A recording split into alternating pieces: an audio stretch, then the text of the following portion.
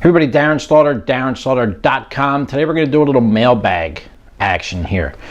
A couple weeks ago, I got an email from a client. Actually, it was part of the survey that we did. And the question that he has, or actually not even necessarily the question that they posed, was we tried direct mail postcards to our jobs last year with about 1,000 cards going out through an independent company.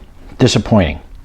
We co-opted with a local printer and companies with a group oversized postcard to 15,000 homes. Disappointing.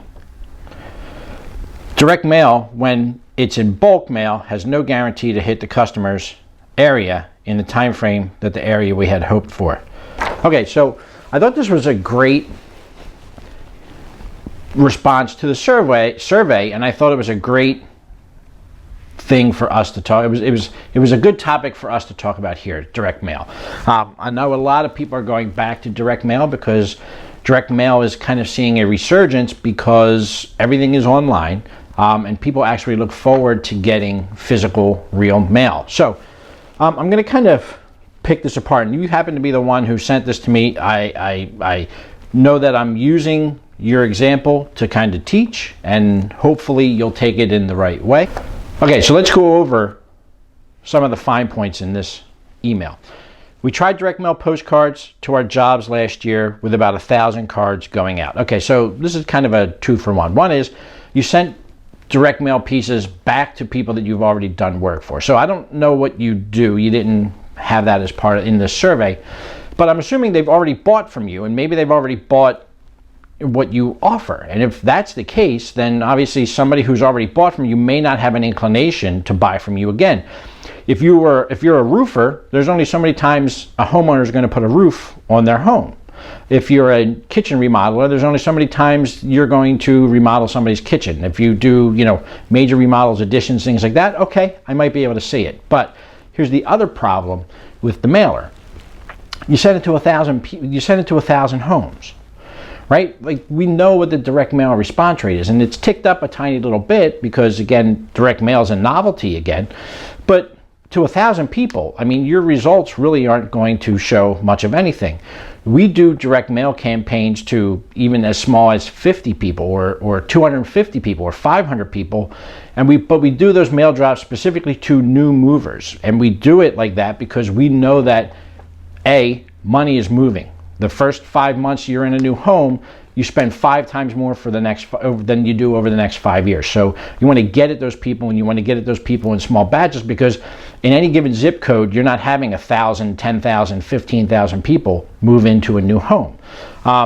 So you've got to take what the market gives you on new homeowners. That's a great market for small, handcrafted batch direct mail campaigns.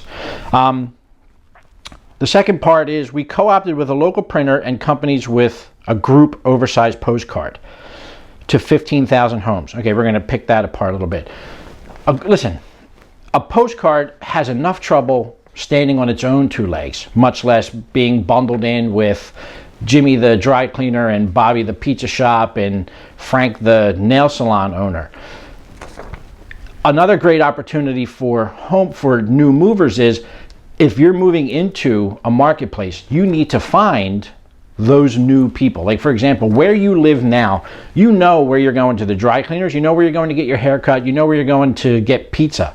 When somebody moves into a new market, they need to find a new dry cleaner, a new place to get their hair cut, and a new pizza shop. And once they find those places, they're not moving again.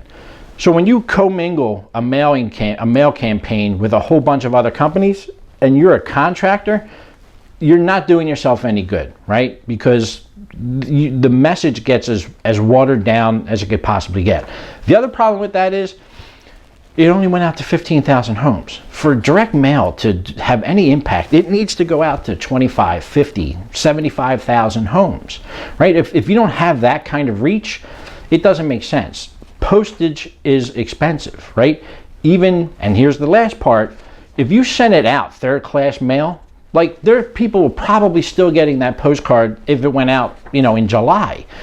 Whatever direct mail you do, I highly, highly, highly recommend that you budget sending it first class, right? Because the first thing a lot of people do is they stand over the trash can, they got their mail, and they're looking at that stupid stamp that says third class pre-sorted bullshit mail, and they don't even look.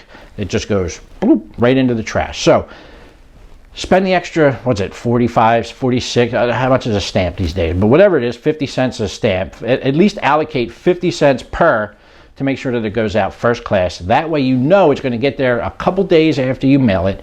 It's going to be targeted. It's going to land right in the mailbox exactly when you want it to hit. If you're running a Halloween promotion and you send it out 2 weeks before Halloween, but it doesn't actually get into somebody's mailbox until November, what good is it, right? So take those points from this video in terms of setting up your direct mail campaigns for not only this fall, but going into the new year.